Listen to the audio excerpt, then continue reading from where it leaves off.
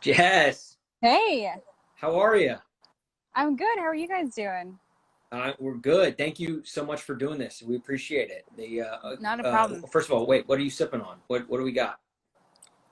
I have a glass of wine 'cause I'm stressed, so having a glass of wine. Okay, Wait, is it red wine? it is red. Yes. Okay. All right. So Jessica Kleinschmidt at Kleinschmidt JD on Twitter. One of my favorite baseball follows on the internet. No Oh, joke. that's so Funny, witty. nice. Jess, even without baseball, you've managed to like somehow keep the timeline entertaining and great. So thank you for that. Guys, join the 44,000 followers that she's got on there. She's a writer for NBC Sports Bay Area. I guess I'll start with this, Jess. Happy Bobby Bonilla Day. Yeah, what a day. I mean, like every year, see, it's just insane. What a great agent making that happen. It's phenomenal. Right. If I could, yeah, if I just the fact that he'll probably get like we'll have grandkids and Bobby Bonilla will still be getting paid. It's just insane. He hasn't played in 20 years and he's still getting money, but it's a fun day to celebrate every year. I agree. I agree. And and I love his son too. His son's a good kid. And yeah, I just think it's a really cool thing. And not to mention the fact that like Bryce Harper almost had a deal like that. He could have done that. Yeah, And right, just he right. decided to, not do that, which is understandable, which is kind of cool how Bryce is like, no, I don't want to get paid for the rest of my life. And I'm like, interesting. That's cool. So, yeah. Yeah. Yeah, I don't know. I would sign up for that in a heartbeat. But Jess, I'll ask you this as well. Is baseball happening? Because like yes, like obviously like MLB summer camp started today, and but we're still a month away, and I'm scared for my life. I'm scared for baseball's life that something's gonna happen. I think camp will happen. I'm a little unsure about games. That's what I'm a little unsure about because um especially because like big names are testing positive, Blackman, and we don't even know all the names of everybody else, and they're actually saying now they're not going to announce who some of these positive tests are. So I'm optimistic, um, but it'll be interesting. I think I'd be shocked if we see 3 weeks of regular season baseball, to be honest. That's the saddest thing I've I'm heard I'm today. looking forward to it. I hope so. It's not like I'm being, but I just don't want to be stupid about it. I don't want to. Uh, I want these guys to be safe. A lot of them are like, I'm really close with a lot of their wives and their girlfriends and them as well. Like I genuinely care about their well-being. So as long as they're safe about it, and as long as the media is safe about it and everything like that, I think we'll at least give it the old college try. I can't decide if summer camp is the best name or the worst name ever. Well, it throws me off. I feel like I have to learn the damn game all over again, right? So it's like you're talking about summer camp. Do we capitalize it? Do we not? Spring training 2.0, all these Right. kinds of things. So it's more or less like this is my fifth year covering baseball and I have to kind of like learn the language all over again and stuff like that. So it's different, but I think summer camp's cute, right? Like it's like okay, cool, but it's like it's also really good for sponsors. I think Camping World is sponsoring it through Right. MLB.com. Yeah, So I wonder if that had anything to go to do with the name change. perhaps when I worked for MLB.com, we'd have to write the sponsors in for everything. So it'd be like, the Futures All-Star Game sponsored by da da da, or the T-Mobile All-Star Game, or the T-Mobile Home Run Derby, and World Series presented by Camping World, or the ALDS presenting by Camping World. So it's quite a solid strategy. Have you ever been to Camping World? I've been to Bass Pro Shop. Does that count? It's pretty much the same thing, I would assume. Okay. I hate camping. We like put a tent out here, and I couldn't do it. And I was like I'm sitting outside having a glass of wine, and that's me being That's outdoorsy. camping. Yeah. This is Yeah. outdoorsy for me. Like, yeah. I'm wondering if next year when spring training starts, if it's going to be like presented by Training World, and baseball is just going to start sponsoring anything and everything they can just to try and make back some money from that they lost this year. Everything deserves a sponsorship. I just drank wine, and I'm sure somebody made money just now. And the Jessica Klein sip of Okay, I'll have to use that for one of my podcasts. That's great. which, speaking of your podcast, I have two. well, okay, so I only know about the one, which I love the name for. Obviously, here at Corked Bats, you've got a very similar name. Go ahead and plug it. Yeah, Corked Up. It was such a fun story too. So Trevor Bauer's agent, Rachel Luba, reached out to me and she was like, hey, if you're coming to spring training, Trevor would love to have you on his podcast. And to hear that Trevor like even knows who I am was like insane. Yeah. And so she was like, he's a fan of your work. Like, come by the Momentum House, which is kind of like a content hype house. But they just create all this content with baseball players. I was like, sure, I'll stop by. And a lot of the guys already knew, so it was fine. So I was, planning on it. And then a week before I get to spring training, she messages me and she's like, actually, so I've been trying to like start a podcast and I need a co-host. And she's like, these are her words. She doesn't like the sound of her voice and she gets nervous with like media and being in front of the camera and stuff. And I was like, I will help you. And so she's like, well, how about you just come by? And then, so the producers called me and they're like, why not? Like, there's no podcast out there where it's two girls drinking wine, talking about working in baseball. It's just not right. out you there. Guys, you somehow found a niche in the podcast world. Cause there's a podcast for literally, there's a podcast for sipping wine on iTunes. So, like I said, somebody just made money right now. But so I get in there and before we've never officially met. So right when I walk in, we hug and we have like instant chemistry. And so the producer gives me a tour and then it's a really cool house. They have a cool setup. And then he's like, well, why don't you guys just sit down and like talk and let's see if anything could happen. I was thinking I'd be there for 25, 30 minutes. We were there for 3.5 hours just talking sports related stuff, non-sports related stuff. And we're drinking wine. So we got kind of bombed while we were there. And like, but it was cool. It was fine. So at the end, she was like, I love this. And everybody loved our chemistry. Trevor loved it.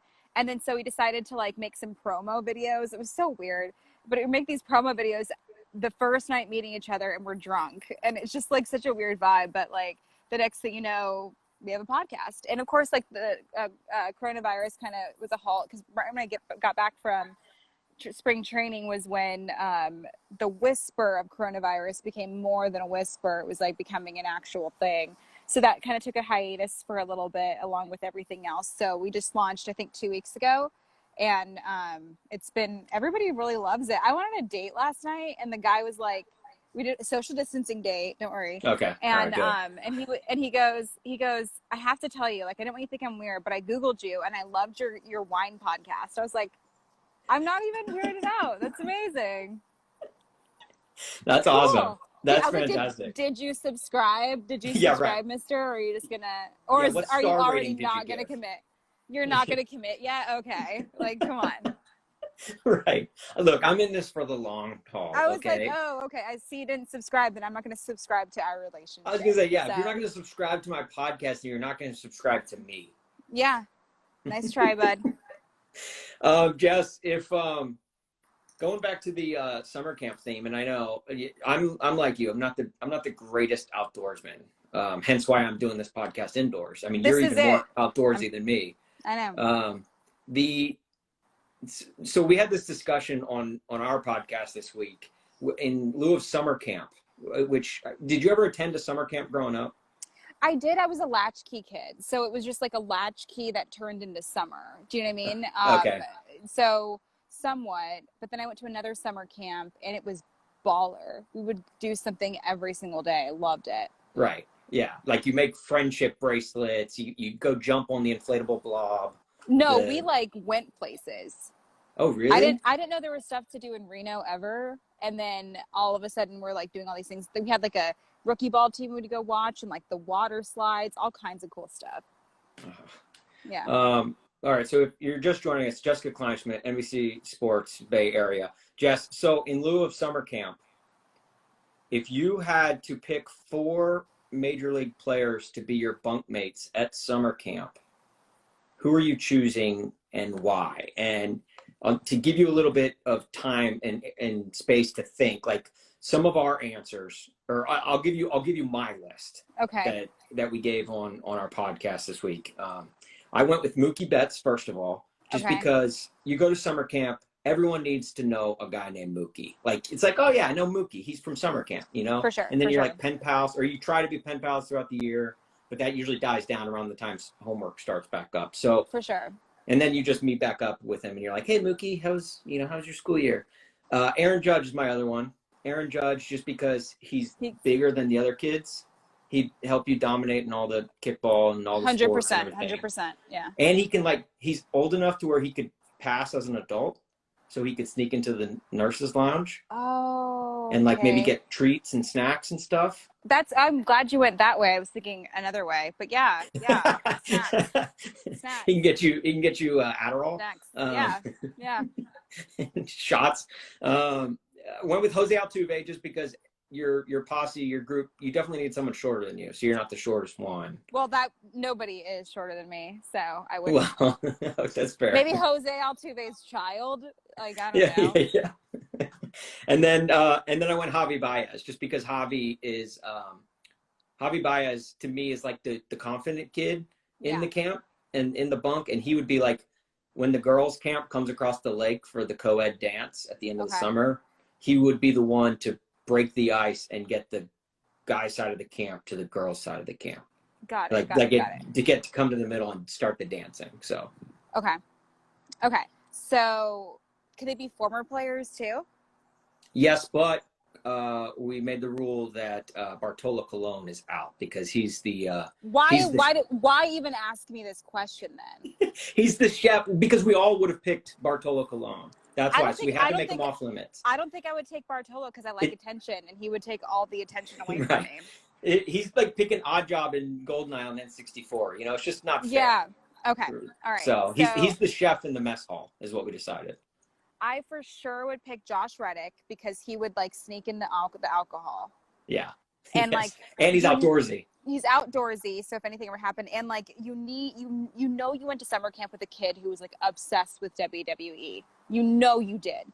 Yeah. So him, I would say recently I just had an interview with him the other day, and like I love him, but like I've never had like an actual interview, and that'd be Trevor Plouffe. I feel like I could talk to him for hours, so he'd be good to like have around to like talk about stuff. Over the campfire, whether it was telling me a story about his time playing, or if I was like having a boyfriend issue, he'd just be like, let's talk about it. Like, I feel like I can help you. The question, Mr. GT Erroneous, is if I were to have a summer camp with 4 players, who would they be? First one was Josh Reddick. Second one, Trevor Plouffe.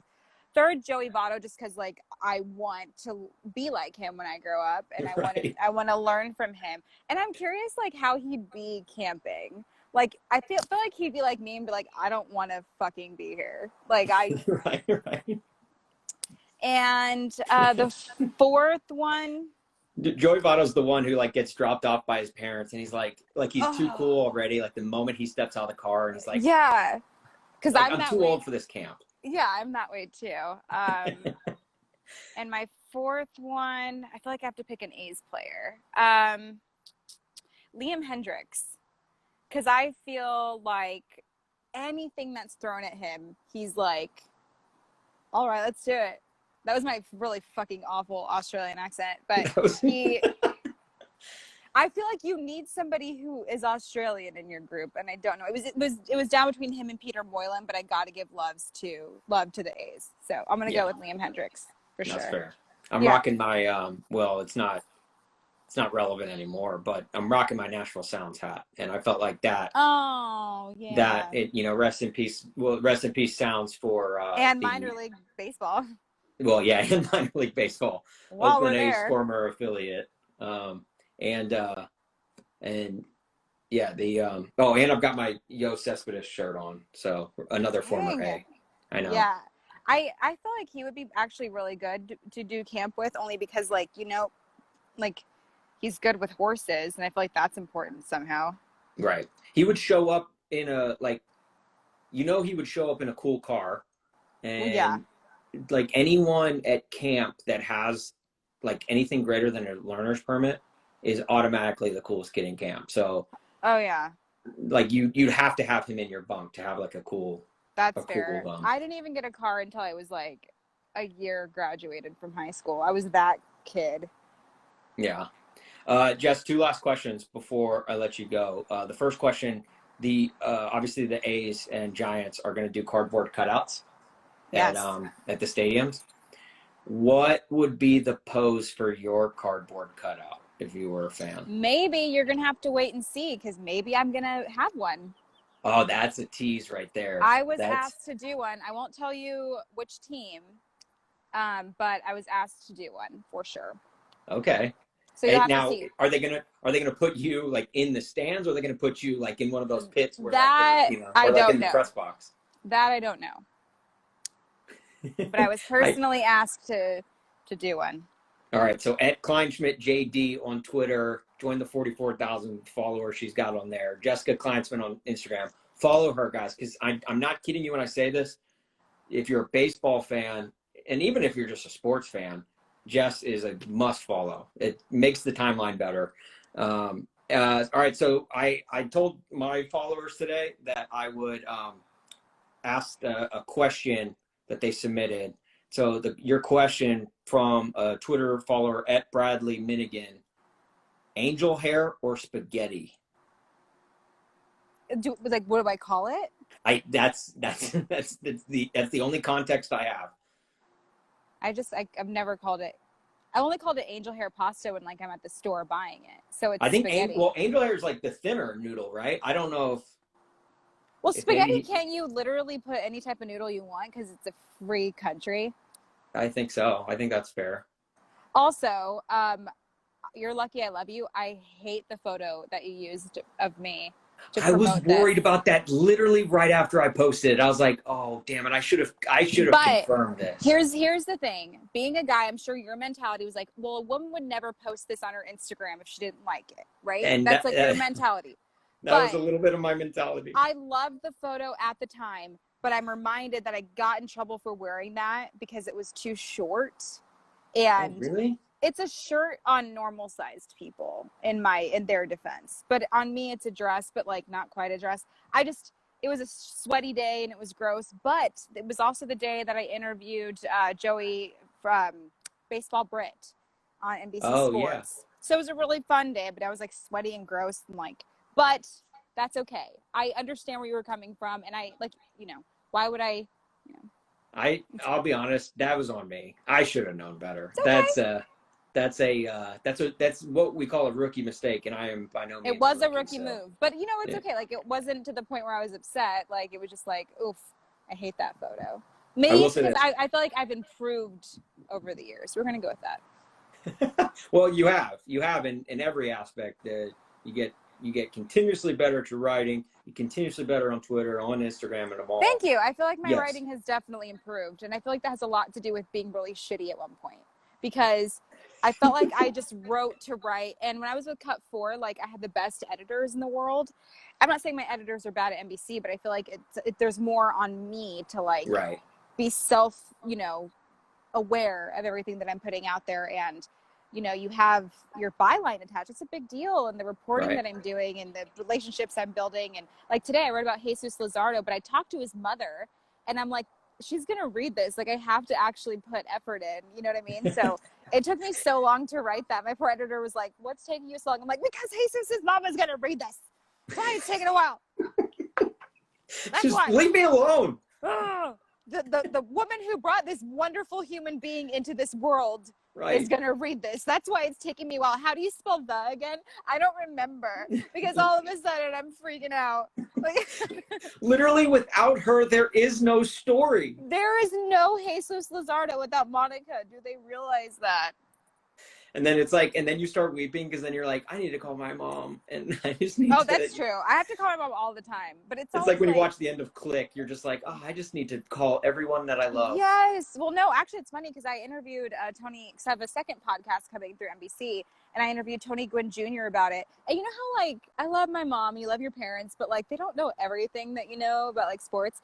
So I was like, Mom, like I'm interviewing Tony Gwynn Jr. She's like, I remember his dad. I'm like, yeah, that's why I told you. Like it's not like there's certain people that like I could be like, hey Mom, like I high five Mike Trout. She's like, that's great. Who is that? Like it's just like kind of like that. But like Tony Gwynn happens or Jim Palmer, my mom's always like, "Tell me more." Okay. Right. I love when the parents go, now remind me who that is again. It's like, look, you can admit it. You don't know who it is. They ask you that after they compliment you. Honey, that's great. Oh my gosh. Who is that? Or is he the one that's on the thing? You're like, no, that's Uncle Phil. But yeah, sure. No. So Jessica Kleinschmidt, follow her on Twitter, guys. Kleinschmidt JD, no joke, one of my favorite baseball follows. And with the baseball season starting back up, a must follow. Hit her up on Instagram too, at Jessica Kleinschmidt. And then find better photos of me instead of the one that Corked Bats used to promote this. Please enjoy I hope you guys enjoyed this interview, because it's probably the last time Jess ever joins us again. Never gonna talk to him ever again. So hopefully I'll be invited on to Corked Up podcast just for the sake, so I can apologize and then get out. That's all. We only allow like cool people on Corked Up. Like, you lost 7 points, and that's the thing. We actually talked about this. So I was on a show recently, and when they did the promo photo, it was in the, like, you know how when you freeze in the middle of an interview, somebody's like going like this or like whatever. Yeah. And they got like a really good freeze frame of me. And it was because it was a woman who was my age doing it. Yeah. And she was like, I know the thumbnail to use. And so sometimes, like Rachel and I at Corked Up, we have to remind the guys, like, you have to remember, we're women and we're extremely vain. Extremely, extremely vain. And now more people are joining. Why would you kicking me off? People are joining. I know. But it's just how it goes. But it's, women are vain, and believe it or not, like, that thing that sucks is like, y'all can just go out and do your job. We have to like schlep ourselves, put ourselves making us look decent, and then go do our jobs, and then be worried the entire time. So it's a whole thing. Jess, can I tell you something? Sure. My mom won't let me choose the photos for her funeral. Like, she's not dead yet, or she's alive and healthy and everything. I think I literally just rested my case. Did I not just rest my case?